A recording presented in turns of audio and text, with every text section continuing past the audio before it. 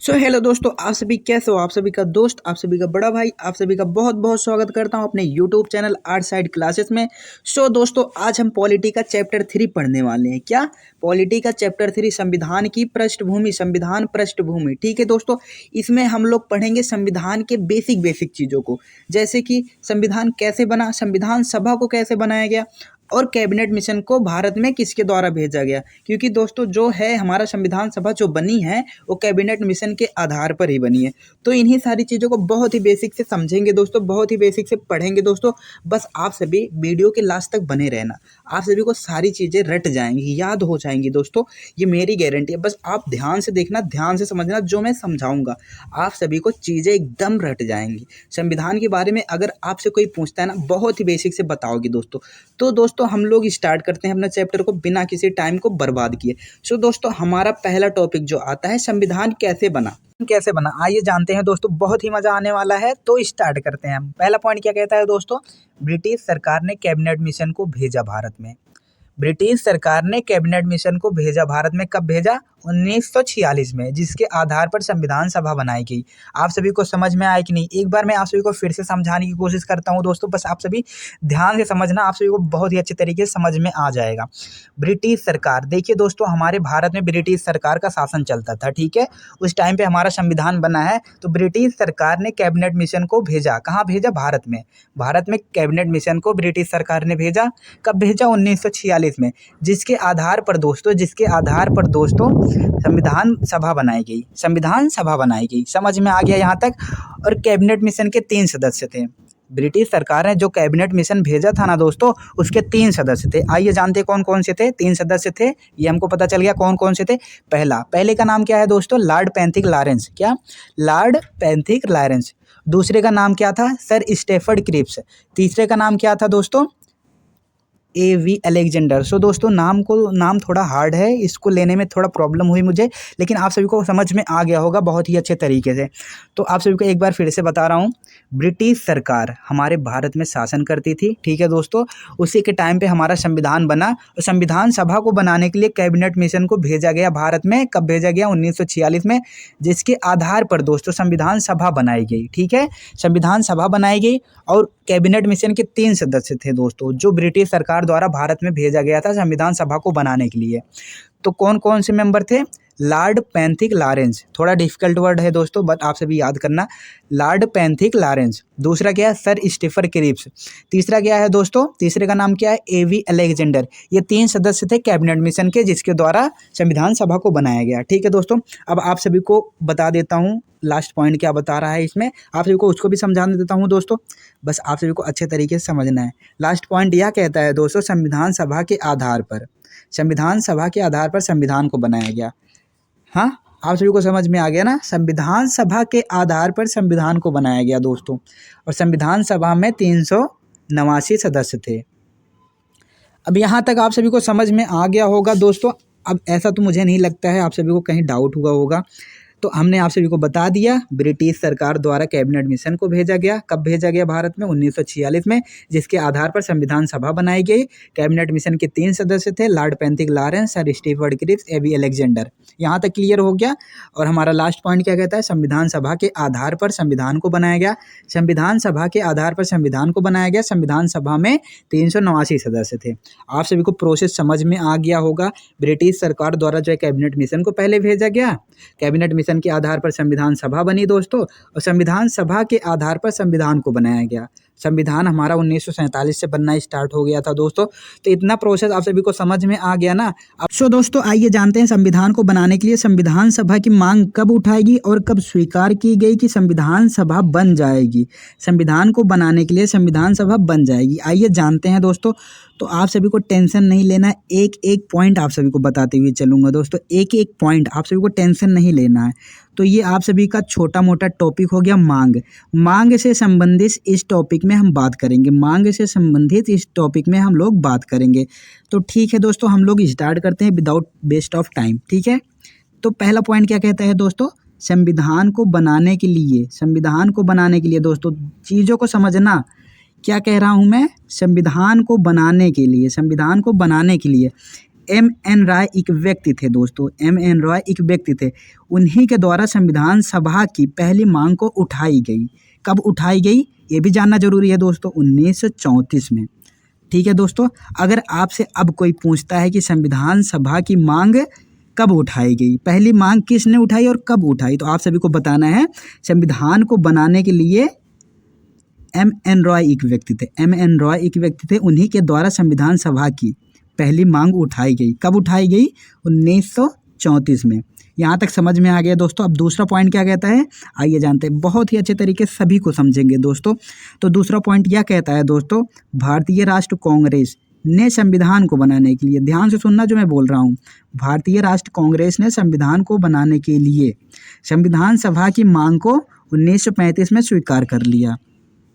जैसे कि आप सभी को हमने बताया, इन्होंने जो है एम एन रॉय ने संविधान को बनाने के लिए संविधान सभा की मांग उठाई 1935 में। ठीक है दोस्तों, तो उसके बाद उन्होंने उठा दी। उसके बाद भारतीय राष्ट्र कांग्रेस जो थी, एक पार्टी थी दोस्तों जो हमारे भारत में उस टाइम पे प्रधानमंत्री थी, उन्होंने जो है संविधान को बनाने के लिए संविधान सभा की मांग को स्वीकार कर लिया 1935 में।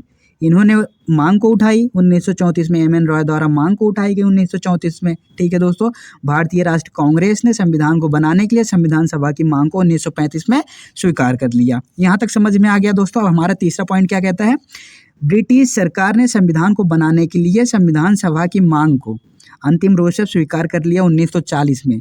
ठीक है दोस्तों, अगस्त प्रस्ताव में, अब इससे आप सभी को क्या समझ में आएगा, कुछ नहीं समझ में आएगा। अगस्त प्रस्ताव एक 1940 में एक हुआ था।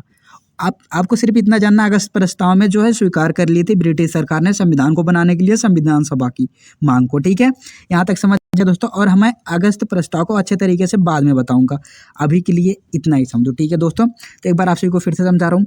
ब्रिटिश सरकार ने, ठीक है दोस्तों, ब्रिटिश सरकार ने संविधान को बनाने के लिए संविधान सभा की मांग को अंतिम रूप से स्वीकार कर लिया 1940 में, अगस्त प्रस्ताव में। यहाँ तक समझ में आ गया दोस्तों। अब आप सभी को स्टेप वाइज बता दूं जिससे आप सभी को डाउट ना हो।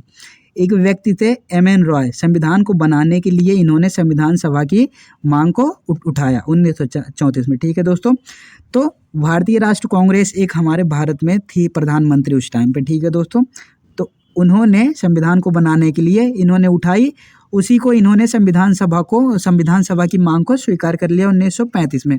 इन्होंने उठाई दोस्तों, इन्होंने स्वीकार कर लिया कब, 1935 में। भारतीय राष्ट्र कांग्रेस ने 1935 में स्वीकार कर लिया। ठीक है दोस्तों, और अंग्रेजों ने कब स्वीकार किया दोस्तों कि संविधान को बनाने के लिए संविधान सभा की मांग को स्वीकार कर लिया जाएगा, 1940 में। कब, अगस्त प्रस्ताव में। ठीक है दोस्तों, अब यहाँ तक कोई कन्फ्यूजन नहीं है ना आप सभी को। ठीक है दोस्तों, तो हमारा लास्ट पॉइंट क्या बचता है, आप सभी को हमने कैबिनेट मिशन के बारे में पहले भी बता दिया था, अब बताने चल रहा हूँ, अभी भी सुन लो अच्छे तरीके से। 1946 में कैबिनेट मिशन आया था हमारे भारत में। ब्रिटिश सरकार ने कैबिनेट मिशन को 1946 में भेजा था, जिसके 3 सदस्य थे, आप सभी को मैंने बता दिया था, जिसके आधार पर संविधान सभा बनी।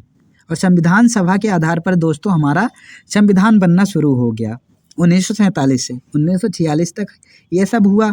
1947 से हमारा संविधान बनना शुरू हो गया। जैसा कि आप सभी को मैंने बहुत ही अच्छे तरीके से समझा दिया है दोस्तों, तो एक बार आप सभी को फिर समझा रहा हूँ, ध्यान से सुनना।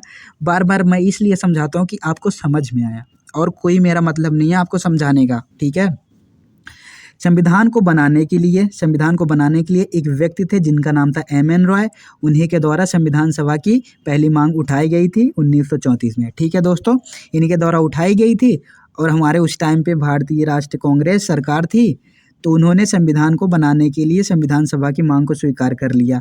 इन्होंने उठाया था, इन्होंने 1935 में स्वीकार कर लिया, और ब्रिटिश सरकार ने 1940 में स्वीकार कर लिया। उसके बाद एक कैबिनेट मिशन आया जिसके आधार पर संविधान सभा बनी, और संविधान सभा के आधार पर संविधान को बनाया गया। 1947 से स्टार्टिंग हो गया संविधान को बनना। ठीक है दोस्तों, यहाँ तक आप सभी को मैंने समझा दिया, जैसे कि बहुत ही अच्छे तरीके से आप सभी को समझा दिया। बस आप सभी दिमाग लगा के अगर सोचोगे ना तो अच्छे तरीके से समझ में आ जाएगा।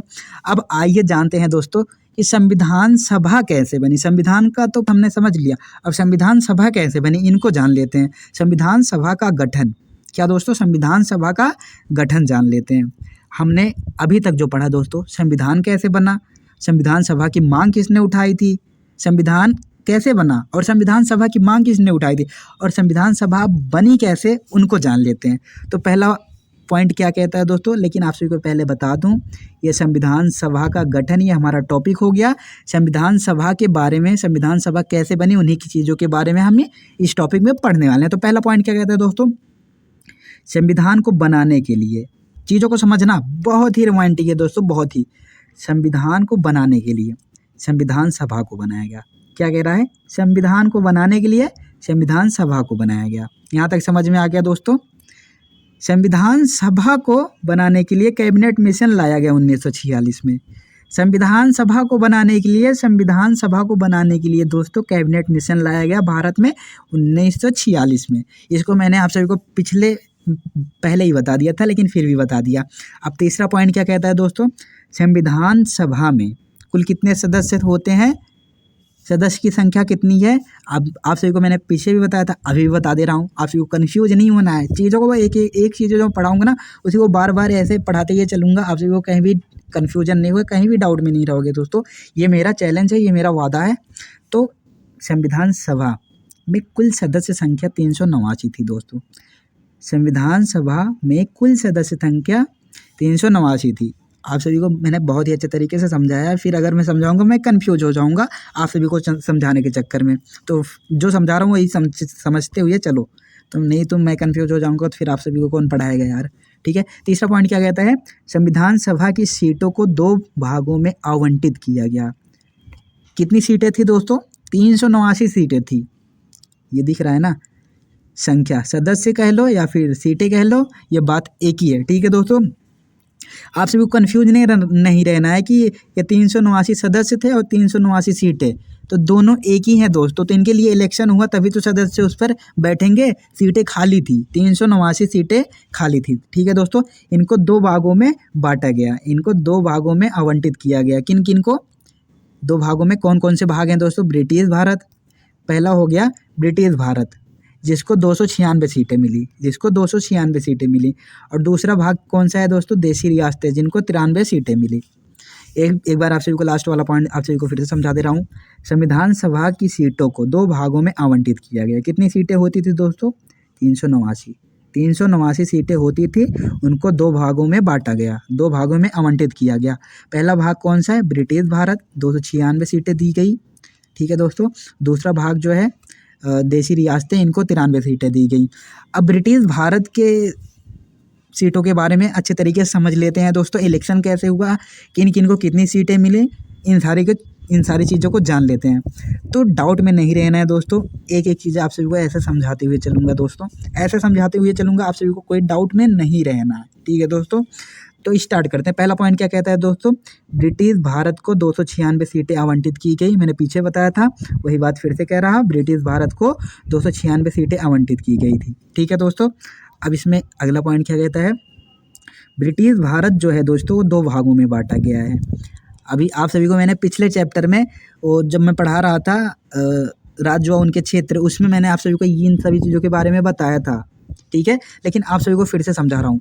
तो ब्रिटिश भारत जो है दोस्तों वो 2 भागों में बांटा गया था। पहला कौन सा भाग है दोस्तों, पहला ब्रिटिश प्रांत है, जिसमें 11 क्षेत्र होते थे, असम, बंगाल, उड़ीसा, मद्रास, बॉम्बे, मध्य प्रदेश, उत्तर प्रदेश, पंजाब, बिहार, सिंध, उत्तरी सीमांत प्रांत। यहाँ तक समझ में आ गया, 11 क्षेत्र होते थे ब्रिटिश प्रांत के। ठीक है दोस्तों, और दूसरा भाग कौन सा है दोस्तों, कमिश्नर प्रांत। ठीक है, जिसमें 4 क्षेत्र होते थे, दिल्ली, कुर्ग, अजमेर, ब्रिटिश बलूचिस्तान। दोस्तों आइए जानते हैं ब्रिटिश प्रांत को कितनी सीटें मिली और हमारे कमिश्नर के प्रांतों को कितनी सीटें मिली, आइए जानते हैं। दोस्तों हमारे ब्रिटिश प्रांत को जो है 292 सीटें मिली। कितनी, 292 सीटें। ठीक है दोस्तों, 292 सीटें हमारे ब्रिटिश प्रांत को मिली। 296 सीटों में से 292 सदस्य जो थे वो 11 हमारे ब्रिटिश प्रांतों से थे दोस्तों। 11 ब्रिटिश प्रांतों को आप सभी को अच्छे तरीके से हमने समझा दिया है, तो आप सभी को कंफ्यूज नहीं होना है। क्या, 296 सीटों में से 292 सदस्य जो हैं वो 11 ब्रिटिश प्रांतों से थे। ठीक है, और कमिश्नर के प्रांतों को देख लेते हैं कितनी सीटें मिली।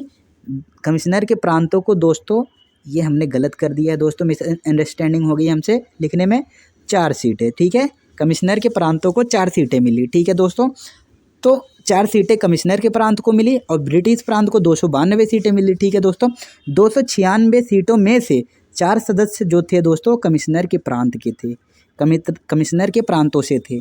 4 सदस्य जो थे वो कमिश्नर के प्रांतों से थे। आप सभी को मैंने कमिश्नर के प्रांत को भी अच्छे तरीके से समझा दिया है।